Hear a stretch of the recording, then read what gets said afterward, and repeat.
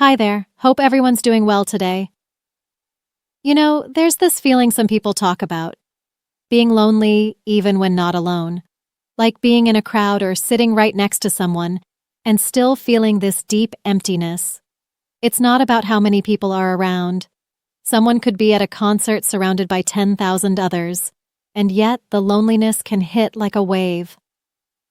It's a strange, heavy feeling, one that many experience but struggle to describe. And sometimes it's most deeply felt inside a relationship, especially in a marriage. Not necessarily one that began with pressure or force, but even those that started out with love and excitement. Maybe there were conversations before, maybe it all felt right at the beginning. Thinking this person was the one, the future looked sweet. But for some, once the commitment becomes real, that's when the true meaning of loneliness is discovered. And it's a kind that can quietly break someone down. Heavy, confusing, and painful. Imagine that.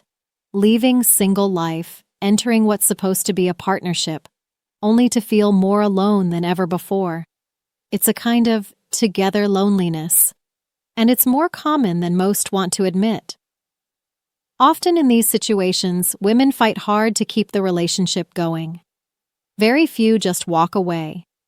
Usually, there's a lot of trying, conversations, arguments, even going to stay with family for a while, attending counseling, asking for advice from friends. It's a cycle of effort, trying to fix what feels broken, trying to make sense of what's happening. And over time, it starts to chip away at self-confidence. It gets confusing. Exhausting. A strange thing is, even though people say appearances don't matter, they do, sometimes more than expected. At first, especially in cultures where getting married before a certain age is a norm, people might choose partners quickly, sometimes settling. Maybe it's someone who wasn't physically their type, but they were kind or responsible. Maybe it was practical, someone available, someone who seemed stable. And in the beginning, all of that feels enough. But later, especially when emotional needs aren't being met, even small things about the partner's appearance can start to bother deeply. Things once overlooked become magnified during conflict. It's not fair, but it happens. Society says to value inner beauty, and yes, it truly matters. But when there's no emotional connection, no affection, no attention, even the best inner qualities can get buried under frustration. This disconnect grows into that shared loneliness. It happens when couples no longer do things together, no shared activities, no emotional bonding, not even physical intimacy. And while society is becoming more open, topics like sex and emotional intimacy are still taboo for many. It's hard to even admit that a marriage might be missing those basic forms of closeness. And when someone finally speaks up about it, especially a woman, it's often dismissed, or worse, ridiculed. There's still a lot of pressure from family, from community, from culture. Worrying what others will think, what the relatives might say. In smaller towns or conservative spaces, divorce can feel like a social death sentence. So many stay, choosing to burn quietly in that double loneliness rather than face judgment. And in the middle of it all, people forget what they need. There's a longing for affection, for someone to simply understand, to share something as simple as a walk, a laugh, or a conversation. But instead, there's silence, avoidance, separation, even while sharing the same home.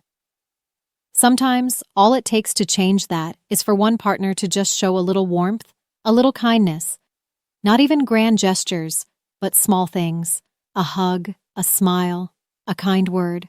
Noticing the other person's emotional needs. Love doesn't always need flowers or gifts. Sometimes it just needs someone who listens, who sees what the other person is silently aching for. That's often all it takes to bring back life into a relationship, to turn the loneliness back into connection. But when one person is left to do all the emotional work, It becomes too much. People stay quiet, keep the peace, smile through parties and gatherings, but deep inside, feel completely unseen. And it's confusing to others, because from the outside, everything seems fine. House, job, maybe even kids. But none of that replaces true connection. Emotional neglect is a quiet destroyer. It's hard to explain, hard to measure, but it's real. And yes, men can experience this too. They might have expectations, emotional needs that aren't met either, and they might also feel the same deep isolation. But if both partners can just talk, really talk, and try to understand one another, so much can change. That kind of communication can rebuild what seemed lost. Relationships shouldn't be about just surviving together. They should be about growing together. Loving, listening, laughing, and supporting. In small ways and big ones. Choosing each other again and again. Hopefully, no one ever has to experience that bitter kind of loneliness while sitting beside someone they once loved. But if it does happen, and it does, it's never too late to try.